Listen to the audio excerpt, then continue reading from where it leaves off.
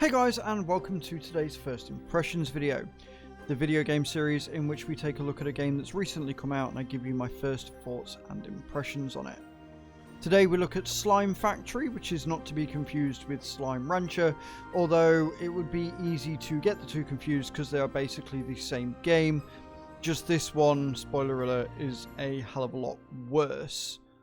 As always, we'll look at the settings, and then we'll jump into the game and show you just what it's about.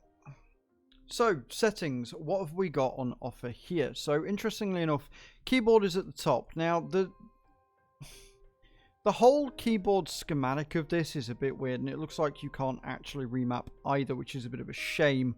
You've got interact, which is E, you've got inventory, which is tab, you've got acceleration, which doesn't last for very long, I might add, as you shift. Change cannon type, which is F, and jump, which is space. Now, interestingly enough, escape works, but only to take you out of the game, and you can't just press escape again to come back into the game. Like most pause menus, you have to escape and then click on continue in order for it to work. Double tapping escape just doesn't do anything.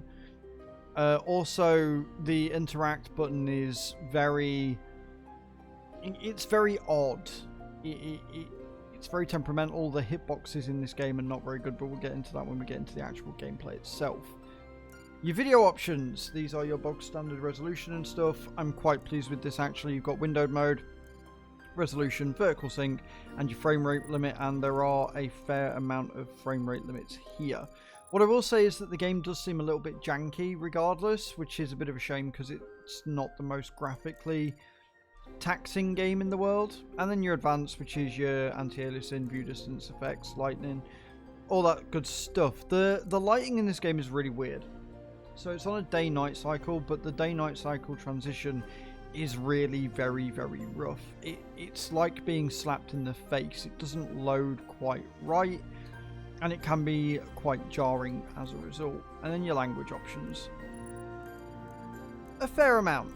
Not a huge amount. There's some that I would have expected to see here, but at least they've got some language options there as well. Some things I would like to see in this game, especially with the fact that colours are quite a large part of it, is a colourblind mode, and I won't ever say that there shouldn't be a colourblind mode in a game unless it's a black and white game. So, let's jump into the actual game itself and see just how it compares to its biggest rival, that of course being Slime Rancher. Alright, we're in the game. So, first off, the graphics are okay, but honestly, Slime Rancher's is better. And that is a sentence you will hear me say throughout this entire video. Slime Rancher is just the better game. If I was to advise you to get one or the other, I would 100% hands down recommend Slime Rancher over Slime Factory. The controls are very temperamental at best, and you've got this weird robot dude who follows you around. He's meant to be like a helper, but he's really not. He just gets in the way. Something I would like to see added is a command to make it just stop, so you can have him follow you for wherever you need him to be, and then you can turn around and be like, yo, stop. And naturally, now the tutorial's finished, he's not going to move. I don't know whether I've got to press E in order to get him to follow me. Yeah. So, I wonder if that... Okay, cool. So, I have been corrected. You can indeed make him stop and start, and the light changes when you do. Something, in my opinion, that should probably be in the tutorial. And my biggest problem with the tutorial so far is that it tells you what to do, but it doesn't tell you how to do it. Again, unless you go into the options and have a look at the controls, it doesn't really tell you what to do or how to do it. It's just like, oh, you know, some things you can pick up with your gun, other things you've got to use your interact button with. If you do use your gun for anything, it is again very temperamental, and I don't know whether it's a bug, but I have tried picking apples up and they will stay on the ground. They won't move. The physics is okay. You can throw things around. You can use your right mouse button to throw the apples wherever you want them to go. But yeah, it's just, I don't know. The game just isn't really speaking to me. Where's... What? I thought you could carry it... Right, so if you keep them... I don't know what happened there. The slime disintegrated, I guess. Anyway, not important. So don't sit and carry your slimes for too long. Make sure your robot dude is following you. Otherwise, they will disintegrate and I'm assuming die. Now, you've got your slimes in your pen. That teaches you how to do it there. Then you can build stuff.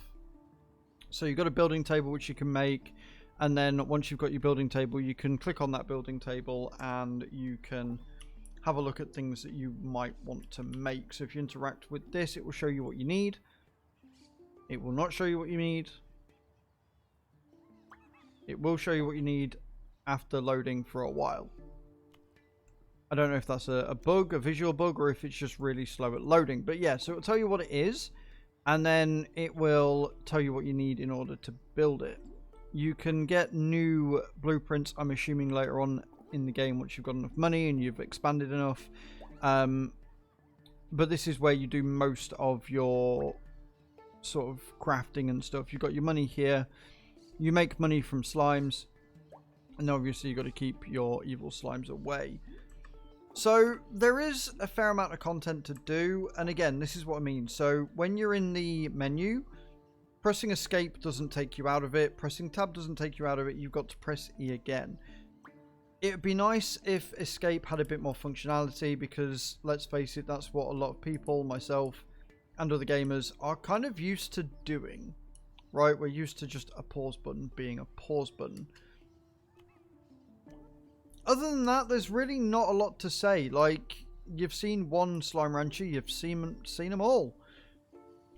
The robot, when he is following you, is worth mentioning, that's quite annoying, is that if he's following you and you take the... Let me make him follow. Right. You going to follow me? There you go. Right. And then if you are walking with something, it just instantly... He just takes it off you. Which is really, really frustrating when you're trying to carry something and move out of the way. And if you haven't stopped him from following you, and he's right behind you and you turn around, it just takes it off you. Completely. 100%. Frame rates seem fairly smooth throughout the game, which isn't too bad. But like I say, the shifting between night and day, it's a bit janky, it's a bit jarring, and it seems like there's some motion blur built into the game that I didn't see in the options that you could turn off.